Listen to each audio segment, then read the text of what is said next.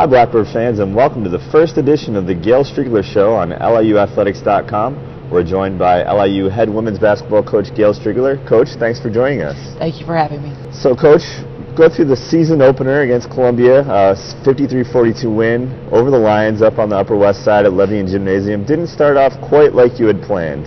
Did not. They threw a lot of different things at us, and we had a lot of younger kids that struggled, and really we're all younger kids. We have two kids that have played a lot of minutes for us, and they were mixing up their man and zone defenses, and then pressed us a lot, and we had a hard time breaking the press. Really couldn't get any continuity for the whole game, and made some defensive errors which allowed them to stay in the game. And they're a very good team, and they did a lot of things right for us.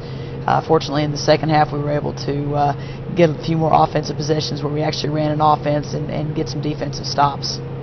Turned it around a little bit in the second half, 63%. Led by Crystal Wells. Talk about her play in the second half. Well, she was phenomenal. She was instant offense for us during that game. Hit a couple of really huge threes, hit some big-time free throws for us, and just made some good decisions with her shots. I mean, she's always been that kind of kid. If she hits her first one, she's going to knock the next 5 or 6 down, and thank goodness in both of our first 2 games, she's hit a lot of shots for us. And you know, we've got to have some other people step up, but she really did a great job, and our teammates did a good job of finding her in those situations, because after the first couple she hit, they were really kind of trying to stay on her, but we did a nice job of continuing to feed her the basketball and getting her good shots. Ebony Davis also had 14 rebounds and 3 block shots in that victory. Now, first road trip of the season happened this week against Albany. Tough team, America East champions last year, picked to win it again this year.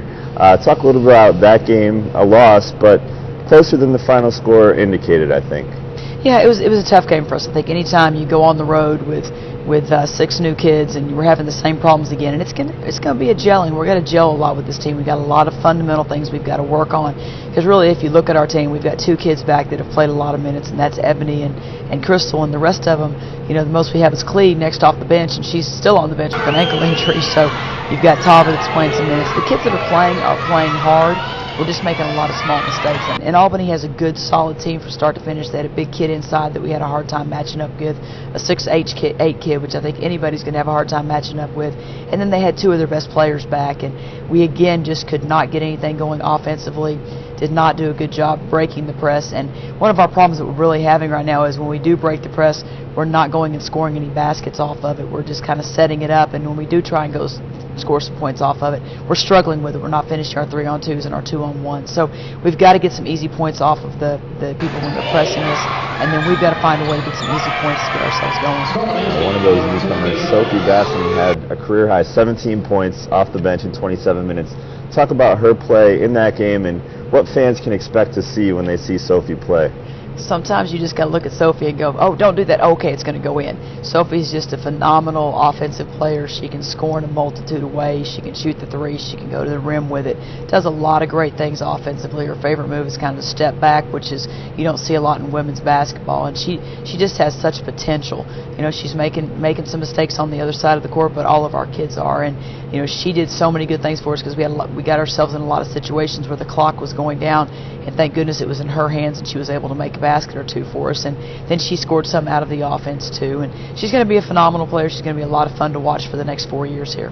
10-day break before the next game against Colgate in the first day of the Turkey Classic here at the Wellness Center. Talk about how you keep the team focused with that long of a break between games. Well, hopefully it won't take much after getting beat by 17 points. And like you said, the game was a little bit closer. I think it was a 6-point game with like 7 minutes left in the game, and we just had some bad opportunities at the end. But the team will be focused. They're going to come out and want to get better. Gave them today off, and then we're practicing for 2 days, and they're probably going to get Saturday, Sunday off, because hopefully everybody's going to be here cheering our women's volleyball team on to victory. So hopefully we'll have Friday, Saturday, Sunday off for the kids. Come back and go really hard Monday, Tuesday, Wednesday on Thanksgiving, which will be a fun day to practice, and then have our next 2 games. And you know, we didn't take any easy road with it. We got really good teams coming in for that Turkey Classic. Should be some great games. But the kids, I think, will stay focused themselves. We sure have enough to work on.